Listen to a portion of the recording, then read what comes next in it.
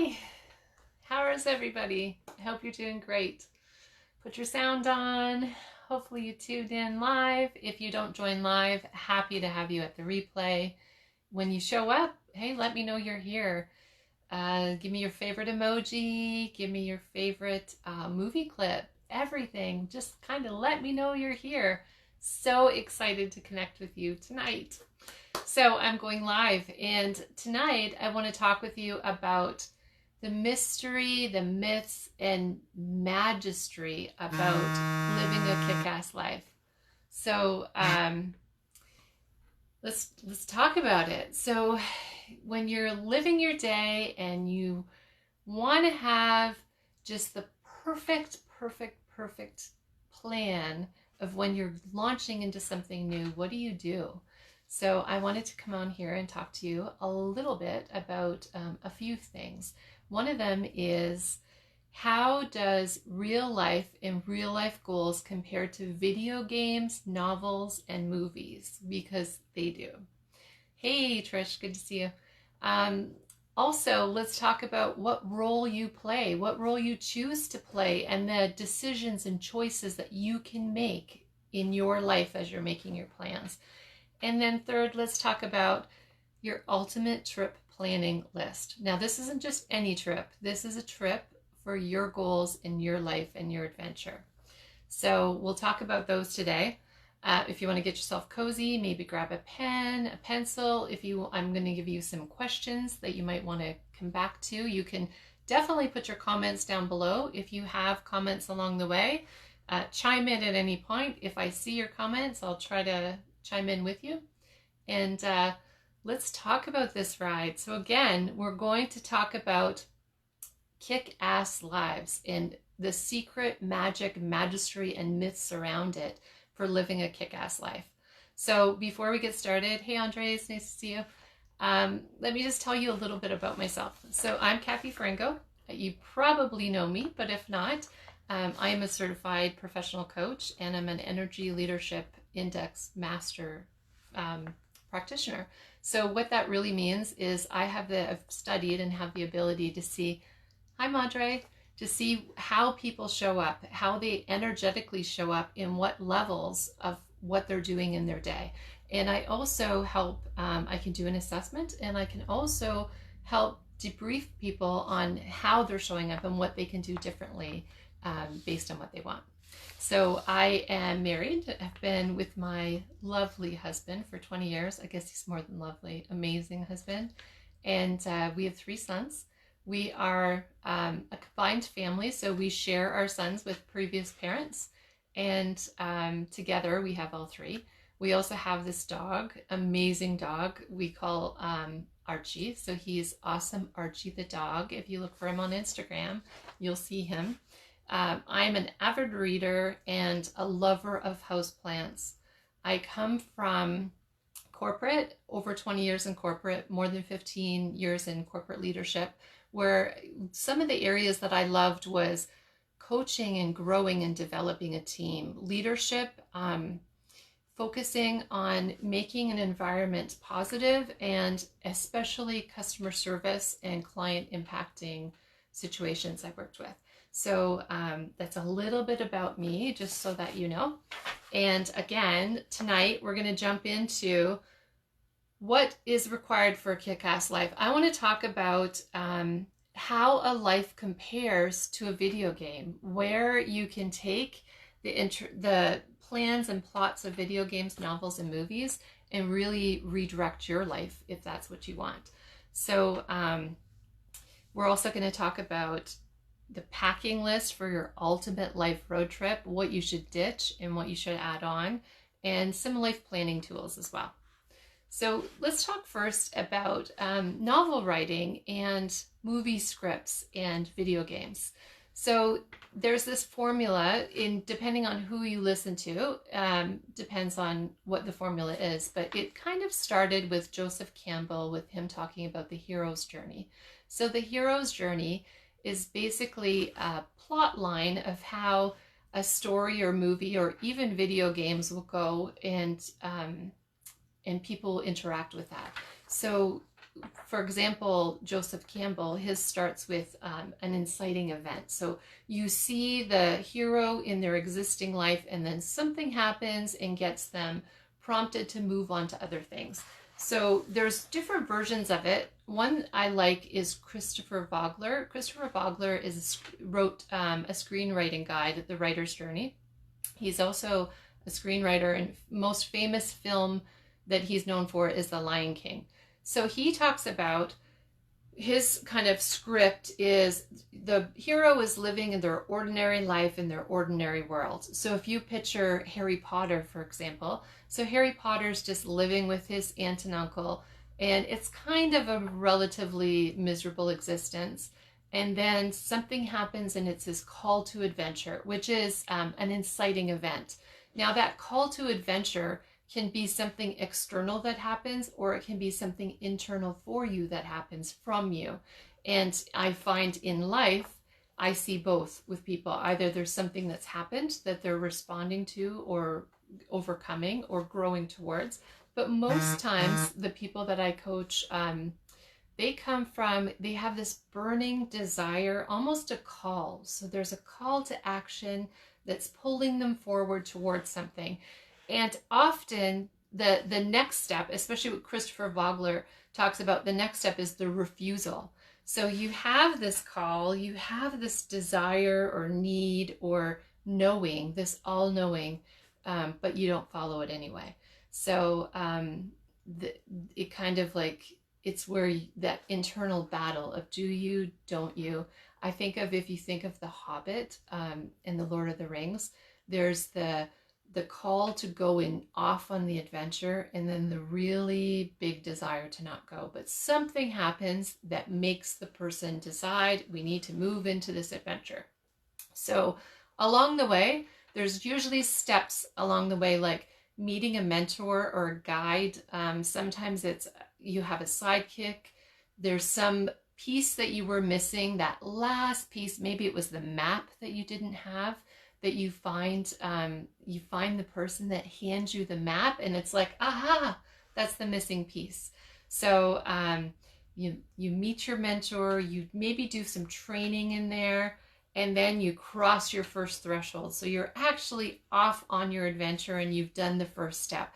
I think in real life, some examples I can think of is ready to start a new job. You might see a posting that you think, oh, I would love that. And then there's all the self-talk about why you wouldn't love that, or why you shouldn't love that, or why you're not ready, or why so-and-so is better at it than you. All of the things. So you get that initial call, that pull when you see that application, or you see that posting, and then you have this burning desire to not go do it. So but then maybe with a little bit of self-talk, you think, okay, I'm going to put in for it. And maybe you get help. You talk to a friend, you talk to a coach, you talk to somebody else, and you decide, okay, that's it. I'm going for it. So then you cross the first threshold. You put that application in, and you've put your name out there. Hopefully they now listen to you. And then you'll have some tests along the way, some allies, possibly some enemies, hopefully not in real life, but in stories, there's definitely enemies. And then there's always this kind of an approach to the innermost cave, is what Vogler says. So basically, you get to the most crucial part where you learn that last bit of information that you need in order to excel. So he goes on, there's the ordeal, and the reward is part of his. But one of my favorite story script lines is actually, it's the one Pixar uses. It's called the story spine. So with the story spine, I just love it. It's so simple. And when you think of real life, you could totally relate this. So if you think of once upon a time, there was a blank.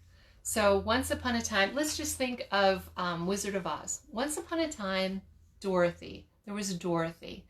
And every day, Dorothy lived in Kansas with her aunt and uncle and her favorite dog, Toto. Hi, Cindy. Good to see you.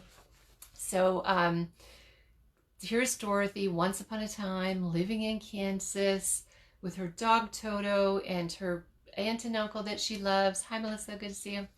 And every day was just a normal, ordinary day living in the plains of Kansas. I don't know, Kansas.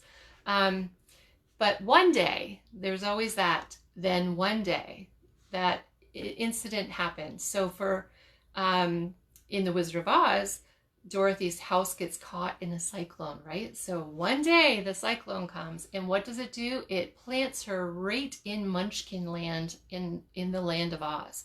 So she's in like Munchkin neighborhoods. Not only does it plant her there, but because of that, and that's the part, so once upon a time there was, every day this happened, then one day, blank, her house lands in Munchkinville. But what happened when her house landed? Her house landed on the Wicked Witch of the West. So because of that, so she's now in Munchkinville in the land of Oz. There's a couple of stories that happen off of that. One is she can't return home until she figures out how to get back home. And to get back home, it's determined that she needs to go see the magical wizard, and he is in the city, the Emerald City, and she starts on her adventure on that. Also because of that house landing on the Wicked Witch of the West, that's a mouthful, Wicked Witch of the West, she makes an enemy of the Wicked Witch of the East. So there's two storylines going right there, where she has all of this stuff going on. She's trying to get to the magical Wizard of Oz so that she can find her way back home. But she's now got this enemy that's going to send her dark and dangerous things. She has they send flying monkeys after her, and one of her sidekicks save her from that. They send a swarm of bees after her. So all of these events happen to her. One of the things to know in that too is every person in all the main characters, all of her posse, they all have their own desires too. So where you're living your path and doing your thing and looking for your goals and having your adventure and your next new thing, so are all the people beside you. And sometimes those paths go side by side, and sometimes those paths veer a little bit off. And when you're looking at your path with somebody, you cannot walk their path. You can walk beside them, you can hold their hand, you can point out signs, but you cannot walk somebody else's path for them. They have to walk their own path. You can't learn the lessons they need to learn by their path. You can give guidance just like you'll get guidance from somebody else, but you cannot walk their path for you. Okay, so let's go back to the wonderful Wizard of Oz. So once upon a time, she's living in Kansas with her dog Toto and her aunt and an uncle. And then one day, her house gets swept up in a cyclone and she ends up in the Munchkinville. And now she has an enemy because she landed on the Wicked Witch of the West, and her sister is really mad at her. So because of that, she's on this adventure it's not this simple, straightforward path. And at each step along the way, different people that are with her on that journey get to step up and help her. So the bravery comes out. The scarecrow, they hide in the straw of the scarecrow when one of the bad guys are coming at them. So there's all kinds of like teamwork and stuff in there. And then until finally, so once upon a time, there was every day this was normal. And then one day this happened. And because of that, this other adventure happened until finally, what happens for her? If we talk about the Wizard of Oz, she finally gets to the wizard. And what does she find out? The wizard is just a man behind a magic curtain. He's just a normal person, just like her. So the wizard never could have got her to the adventure that she was going to anyway. There's no way that this man, as great as he was, could get her to where she was going. And what happened? Glenda the Good Witch let her know, You had the power all along, Dorothy. So here Dorothy was hunting and running and trying to find her adventure and her saving and the hero that would get her back home. And all she had to know was that she had the power all along. So this, Cindy says that she was a little creeped out by the movie. Yeah, I hear you, me too. I read the book first, so I fell in love with the book, totally. So this is the storyline for her, totally the storyline for her. She had she had to learn it all along. And that same journey, that same hero's quest is repeated over and over and over again in different movies and video games and novels. Let's just talk about Legend of Zelda. So Legend of Zelda is a video game that's been around since, I'm going to get it wrong, 90s, 80s. My boys played it. So I was in the room status. If there's a badge for in the room, I have been in the room when many video games were played, and I have been in the room when my husband's watched many movies. So I kind of know about them, but I've never actually participated. But let's talk about the Legend of Zelda, because it's a great quest. So when you think of a quest or an adventure or what you're going to do with your life, you can look at video games and how they have it. So if you think of it, Link is the hero in Legend of Zelda, and he's kind of like a cross between Peter Pan and sort of Peter Pan-ish. He's fairy-like. And he is saving the Princess Zelda. He's also saving the whole kingdom of Hyrule. So as on this quest that he's going to save her and save this kingdom, there's many things he needs to do along the way. He needs to learn different skills. He needs to master some. He has to collect rubies in order to get to the next spot. And there's all these hidden gems and hidden rooms, and there's places where you can set a tree on fire, and there's a surprise cave where you can find things, and you can buy potions, and you fight the bad guys. My sons, I don't know if ever all boys call it the bosses, but there's all these mini quests, and then you have to fight a boss or conquer something before you get to the next level. So similar to life, absolutely similar. In fact, The Legend of Zelda, the guy who wrote it, who created it, he created it based on his childhood playing in the hills behind his house. So they would like play in the caves and stuff like that. And he just had so much fun and wanted to share that love of having adventure, but meaning as well at the same time. And so one of the things that Link does is early on is he does quests actually before he gets into the first land. So if you've ever played video games, you would know, I will do Harry Potter, Cindy. If you ever play video games, you would know that there's often a trial, like a practice area. And in fact, the last video game I ever tried to play alone was Lara Croft Tomb Raider. And I was home alone and I thought, I'm going to rent this. I don't know what I was thinking, because I just don't know what I was thinking. But I tried to rent it and I couldn't get from you had to jump from here to here and like land, and I couldn't figure it out in training. So I never passed training and never got to a land.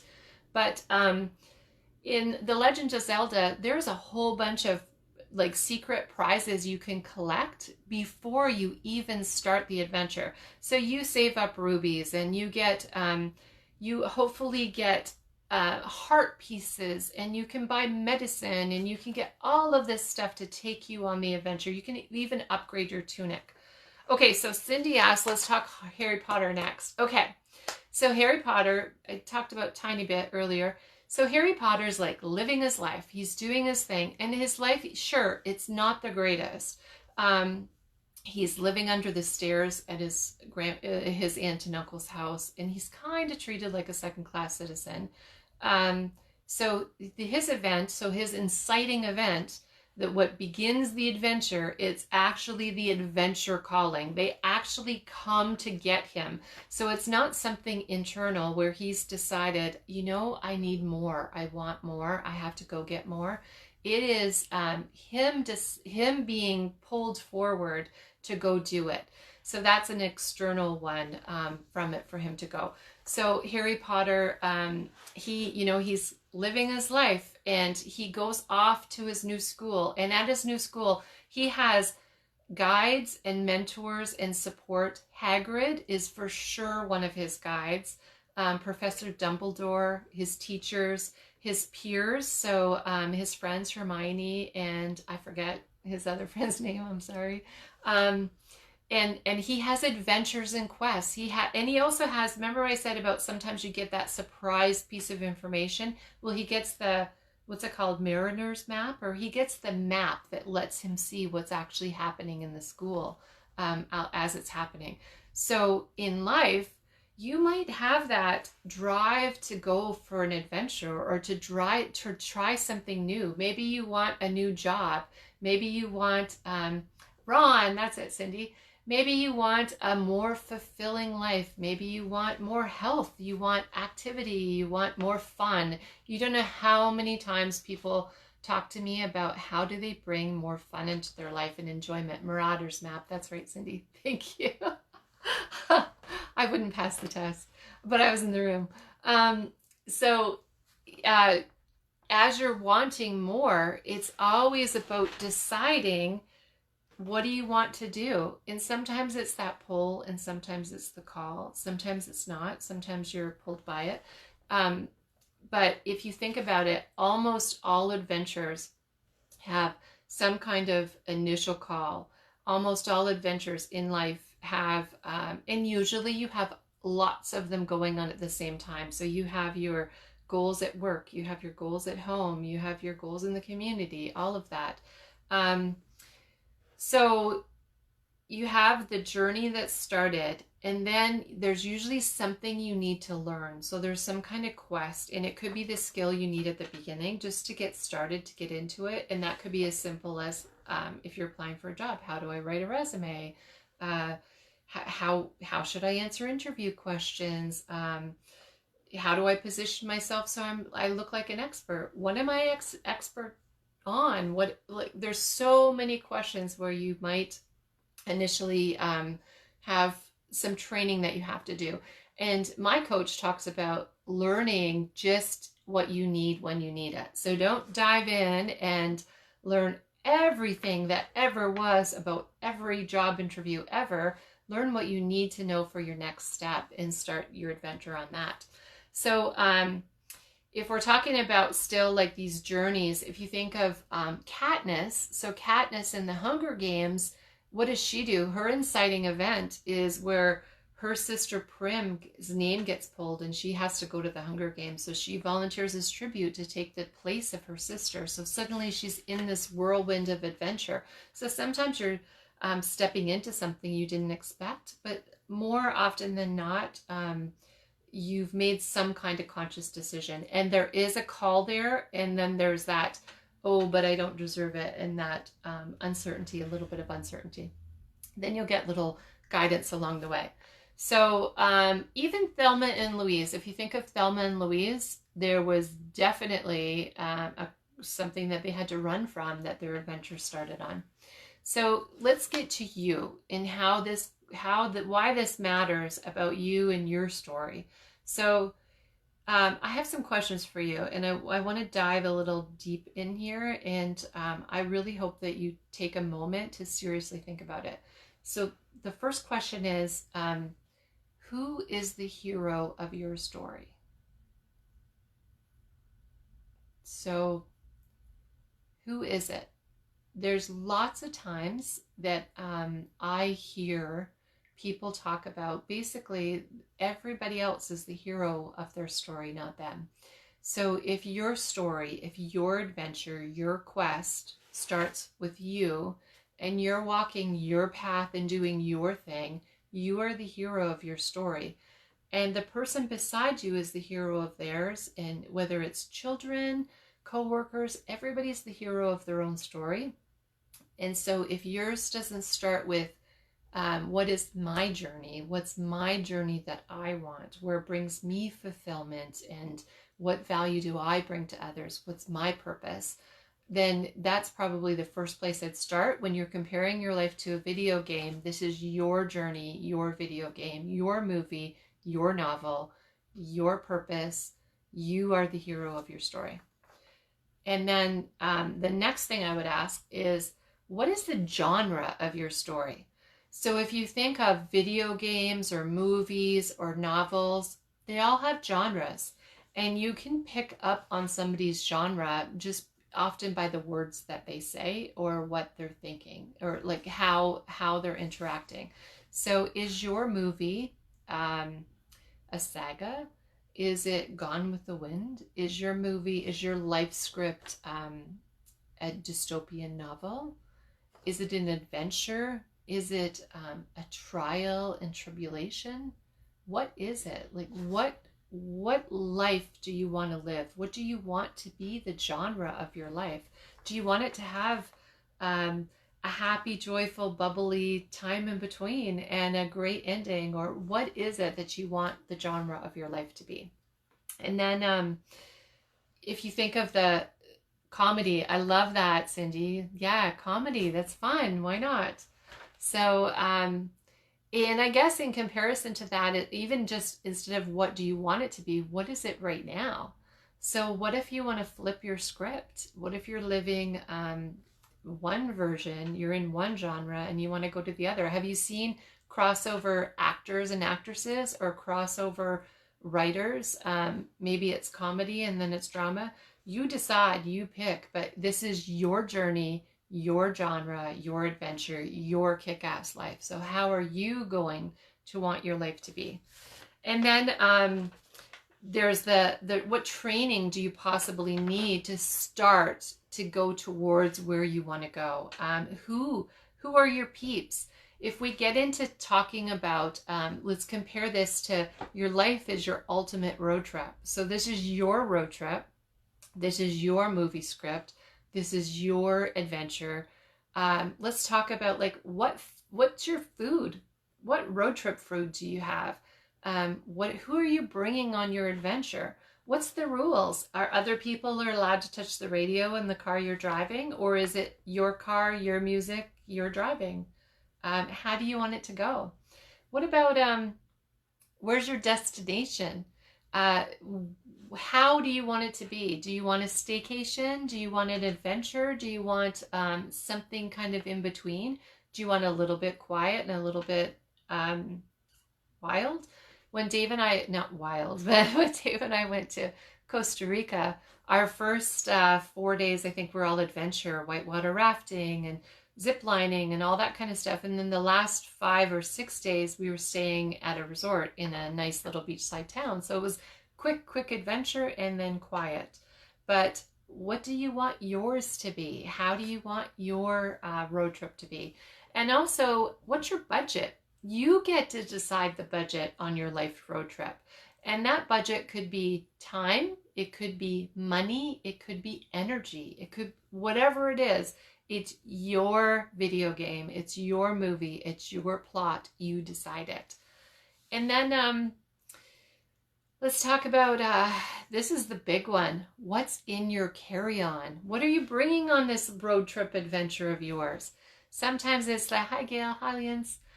Sometimes it's the clothes that you pack, or the baggage that you still have left over in your bag from your last trip. What is it that you're bringing with you? Or are you the kind of person that brings just the essentials and then you'll buy what you need along the way? And just for anybody who's just joined, we're talking the analogy that your life is a road trip. So we're not talking real road trip. We're talking your life, your road trip, your movie, your plot line, your adventure. Who's in your car? Who are you allowing on your road trip? Who are you spending your time with? What music? Do you have a playlist for your life adventure? If you had a theme song for your life, what would it be? What's your theme song for this year? What's your theme song for this decade? What's your theme song when you need a pick-me-up? Mine is Pink. I'm still a rock star, because I'm still a rock star whether I am having a shitty day or having an amazing day. I am just as amazing of a person. It just happened to be having a difficult day. So, you know, I go to Pink. What song do you go to? Where do you come from? And then, what's your word of the year? What kind of things do you rely on? What kind of habits? When we talk about habits and focusing and what do you do, so many people are looking to what everybody else is doing. You don't know how many times I'm asked, okay, how do you get up early? How do you meditate? How do you do this? How do you do that? Well, how do you do it? What works for you? If you're not a person that can get up at 9 a.m., then don't, unless you have to go to work. If you're not a person that can't get up at 6 a.m., why? Do your thing, figure out your groove, your way, your life, your rules, your destination. You decide. And it's different between wanting to learn a skill and try something new and practice and put something on for size. But I promise you, you are the expert in your own life. So it is your hero's journey, your adventure. You pick the genre, you play, you decide what you want to do with people. You decide. It's totally up to you.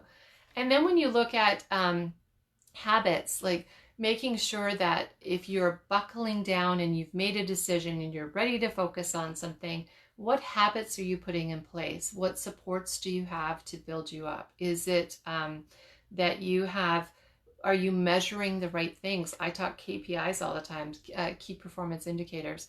So are you measuring the results of what you're trying to do, or do you measure what you're trying to do? If your goal is, let's just say you want to get to the gym more, are you measuring by your pounds or your inches? Or are you measuring by how many times you show up, how many times you actively move your body, or any other thing? You can make your decision on that. So if we talk about the mysteries and the myths and the magic of leading a kick-ass life, it really is leading a life on your terms, making decisions about what you want to do, how you want to do it, what do you want the story of your life to be, and how are you going to go do it? What are you going to do next? So I'd love to hear from you. If you have any questions or comments, feel free to chat them in here. I can actually see some of the names and comments and stuff like that, which is good. So at the beginning, we were talking about the hero's journey, that, you know, there's always that inciting event. And then it's that once upon a time, you're living your normal life and everything is like X. And then one day something happens, and sometimes it's the internal drive that comes from you, and sometimes it's something external that happens that you're kind of at the effect of, and you have to make a decision of how you're going to react and go forward from there. There's always the because of that. So because of that event, or because you made that decision, now something else unfolds. So you have these possible paths that you can pick and choose from. And I love the Choose Your Own Adventure. If you ever, like me, read those Choose Your Own Adventure books when you were a kid, I'm telling you, they captured me. I think I was 9 the first one I read, and when I could like flip to page 22, if you want this outcome, flip to this page. That choices and choices and choices are totally what I love best out of life. So when you're doing that, because of this and because of that, and you're off on those new adventures and making new friendships and learning new skills and planning things and stretching yourself until finally. So like in The Wizard of Oz, Dorothy realizes, or is told, you had the power all along. There's not some magic secret person behind some curtain that has all of the knowledge for you. You are the expert in your life. And that is the magic in living a kick-ass life. I heard my coach ask people a couple of times, who are you waiting to die before you live? So I think that is such a powerful, powerful question. If you are not living your life, if you're not the hero of your own story, and if you're not living the story to the genre or version that you want, you might want to start thinking about what decisions are you going to make and where do you want to grow from there. Um, the other thing too is where where do you get your power from? So if you think of the different things in Jedi, so in Star Wars, there's the Force. They have the Force. In the Legends of Zelda, it's the Tri something. It's a Triforce, which is basically the power of self, and it's self and power and competence. It's kind of a trifecta of it. In lots of movies, there is the force you call upon when you are trying to move forward. And when I think of energy, you can choose where you want to be. You can choose if you approach things with anger. You can choose if you approach things with joy. You can choose the genre that you're living. Are you living the sad, sad tale, or are you living the hero's adventure, regardless of circumstances? Hi, Tina. Good to see you. So, Kick-Ass Life. It's your life, your adventure. You're the hero. And I really need to stress that. You don't know how many people I talk to that don't understand that they are the hero of their own life. Okay, so some questions just to repeat on some of those. Yeah, Cindy, personality type test to help with this. Absolutely. Enneagram. I'm a huge fan of Enneagram, for sure. ELI testing is something that I can do. It's energy leadership. So it's about what energy are you bringing in. If you're interested in that, I can do some testing for that for you. There is a cost for it. But Enneagram for sure. The thing I love about Enneagram, which I probably will talk about in another live, but it's basically, there's 9 personality types. And the corporate vision of it is if you had a perfect team, you would have one of every kind. So it's like if you really think, and even if you think compared to the hero's journey, if you think we're all in this together, and everything that somebody brings forward is them bringing their strength and value to the situation and conversation. So when somebody warns you about something that you're excited about, instead of thinking, why are they always negative about it? Maybe think, wow, I'm so glad that they're there to make sure that the security and the everything's well thought out and I's are dotted and T's are crossed. So do you see how you can have a different perception on just how somebody else is coming to the table compared to you? So you might be all in on something, but knowing their personality type and your own for sure is really a good key. So for myself, I am a 7 Enneagram, which is joy. So joy is either seeking joy or being joy. And I'll just run down them really quick. So 8 is power. So 8 is like the ability to power through things. They're and I might mess them up just a little bit. The word I might mess up, but I know what they are. So 8 is that control and power. 1 is detail and clarity and being able to make sure things are precise and proper. Sorry, I skipped 9 in between there. 9, and we have some 9s on here. 9 is a peacemaker. So 9, they like the flag they fly is peace. So 1 is about making sure we do things right and we do it proper. 2s are love. 2s want to be loved or are loved. It's all about love. 3s are achievers. 3s are the ones, thanks, Mondre. 3s are the ones that help us reach the goals. Like there's a goal and we tell them where it is, man, they will get us there.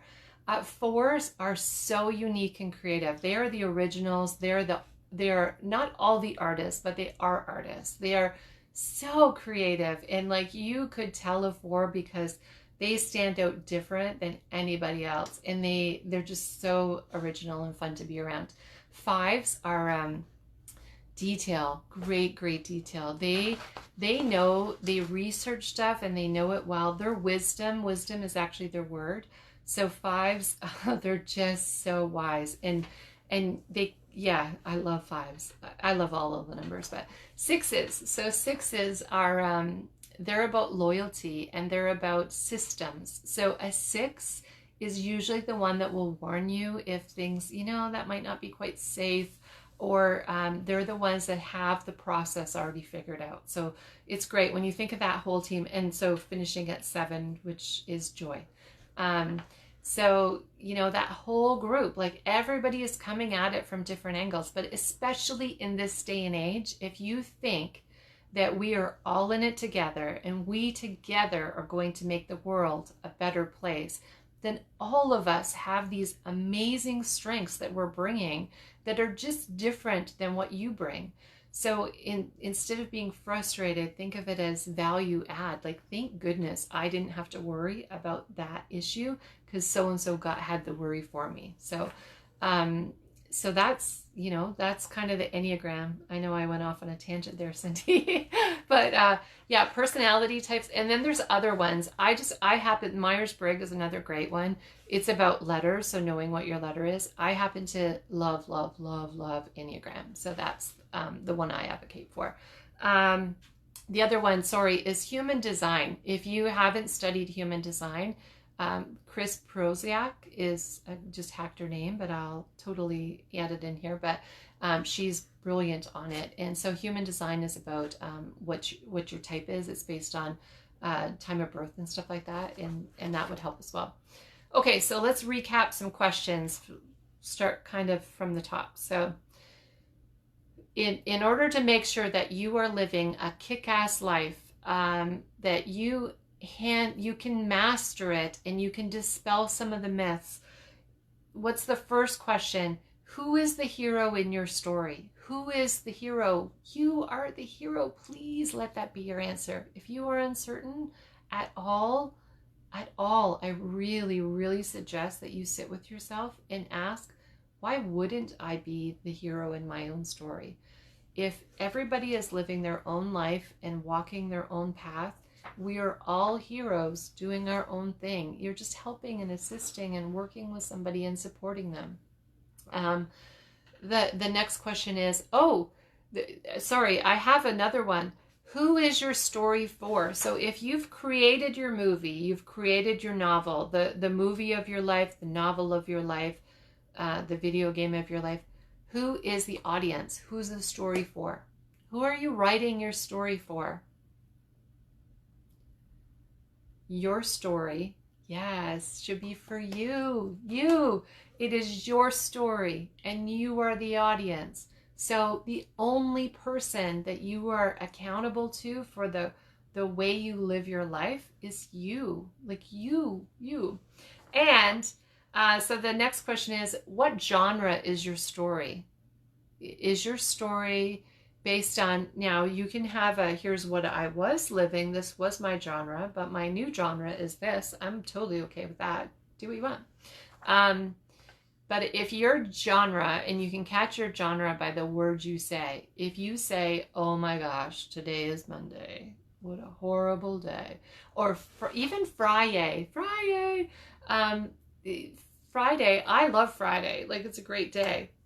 But what's wrong with a Tuesday? What's wrong with a Sunday? And in fact, there's many times, especially when I worked in corporate, where I would say Happy Friday to somebody, and I'd say my third favorite day of the week. And somebody would be like, oh no, it's my first. I'm like, Friday's your first favorite? But anyway, long story short, so many people dislike Sunday. Like, what's wrong with Sunday? Sunday's a day that's all free. It's yours. It's you do your thing. And then some people say, well, tomorrow is Monday. So they're already hating Sunday because the next day is coming. So, watch what genre are you speaking? What terms are you coming from? Is your life truly an adventure? And, what is your tale? Is your tale a Harry Potter adventure, or is your tale a dark, stormy night? What training do you need? So what mini quests, if you think of like the Matrix where, what's her name? I'm going to get her name wrong. My husband's probably like, oh, I can't believe you're going to get her name wrong. Trixie or something like that. Anyway, she needed to man a helicopter, like a helicopter. They had to fly away off this building. So she just had them like give her download all the information that she needed to know how to fly this helicopter. But we don't have that. So, you know, you have to learn it from somewhere. So what skills do you need? And just be careful that you're not trying to learn skills you don't need. Sometimes there's things that you think you need that are just diversions to just kind of throw you off of your main journey. So Trinity, that's it. Thanks, Cindy. Trinity. So, and then I'm big on who's on your journey with you. Who do you want? Who do you want as your co-pilot when you're road tripping? Who's going to cheer you on and push you forward when you want that and need that? And then, do you have a theme song? What is your theme song? And you can have a theme song for different days. If you need a theme song on the days that you need to pull your boots up and push a little harder, or you need a theme song on the days where you have deep feels and need to feel them, like have a different theme song for each time. That's okay. Totally okay. And then who's on your advisory committee? So I've heard people talk about their board of directors, like who rents space in your head? Who do you follow? Who do you read? Who do you, like even in social media, who is it that's feeding your soul? Who's feeding you information? And if you think of who do you allow access to your mind, or who do you take information from? I hope that's a very short list. I wish for you that your advisory committee is full of people who are extremely supportive, have knowledge for you that you can gain from, and you don't have to know the people on your advisory committee. I have people on my advisory committee. Wayne Dyer is on my advisory committee, and he's passed. But he's an author, and I'll go back to his books and stuff like that. And I hope that you are on your advisory committee, because if you're sitting around thinking who gets a vote for the board of directors of my life, you damn well better have a vote in your own life. Like when you are making decisions based on what you want, checking in and feeling the intuitively for yourself whether something's good for you or not, or does it feed your soul or deplete you. You need to be on your own advisory committee. I personally keep my advisory committee very small, and I also decide every year who's going to be on it. And so I have like half a dozen people on it. 3 in real life. That includes me, my husband, my coach, and other people that I admire and that I can learn things from. There is also, I have a whole list of wannabes. So I call it the wannabe team. So it's people who, you know, they have information I might want to go and take that quick mini journey on and get information from and grow and develop and move on. But my advisory committee, I keep very, very tight to people that I know will take into account what's best for me, and you know, making sure that you keep that very, very close to you. And where do you want to go? So where is your destination? And it could be right here, right now. I'm good. I don't want anything. But let's just take a breath. Breathe in through your nose. Breathe out through your mouth. Another breath. In and out. And if you take a breath and breathe in what needs to come, and breathe out what needs to go, where is your destination? Where do you want to be? Where do you want to go? What does your life look like 1 year, 2 years, 5 and 10 years from now? And when you're thinking from that spot, so you have that kind of vision, then what? Then you kind of look backwards and start planning from there. But knowing where you want your life to go is half the battle. That's, I've heard, I think it was, yeah, I'm going to get it wrong who said it. But so you have a map and you're working really hard and you're trying to get to the corner of Maine and Grand. So you're working on this map and you're trying to get the corner of Maine and Grand and you just can't seem to find it. And sometimes it's because you're standing in Detroit and you're looking at a Chicago map. So where do you want your destination to be? And know where you are and where you want to go from there. And then what habits do you need? So the very first habit that I really advocate for people is to really tune into yourself and take care of your own needs. So what are you doing to make sure that your needs are met? And it could be everything from, did I eat well? Did I sleep well? Did I take my medicine? Is my space clean? Did I make my bed? Did I walk today? Did I stretch today? Was I nice to myself today? Did I watch the words I said about me or to people around me? So yeah, those are some questions for you to kind of think of. And so if you want to live a kick-ass life, and I'm sure you have a kick-ass life, but maybe you want to kick it up just a little bit more, really start paying attention to where you put your time and energy and who you allow, including yourself, what thoughts you allow to have space in your head. Like if something's taking up rent in your head that's not good for you, it's time to kind of think of ditching it and seeing, go on a mini quest and see what you need to go from there. Okay, so we've been almost an hour. Does anybody have any questions on this little mini quest of, I think, no, if I don't get any, I think I might wrap up. But let me recap. So once upon a time, you were living your life. You were watching this live. And I said, what is your journey? What is your voyage? What do you want to do? Where do you want to go? And you had this answer. You knew what it was.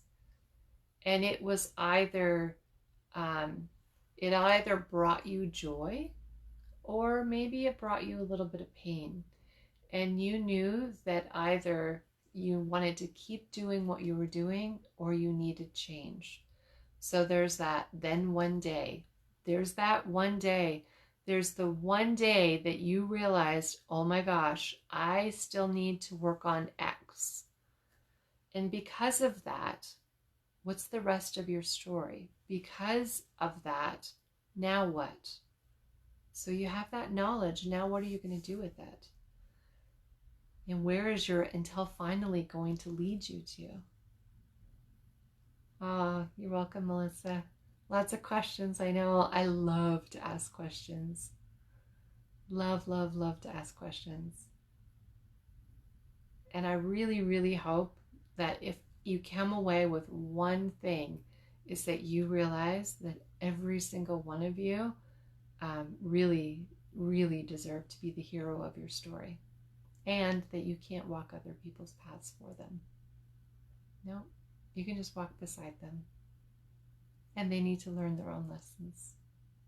And you yours. Thanks everybody for joining me on this. So I did bring the unicorn hat out.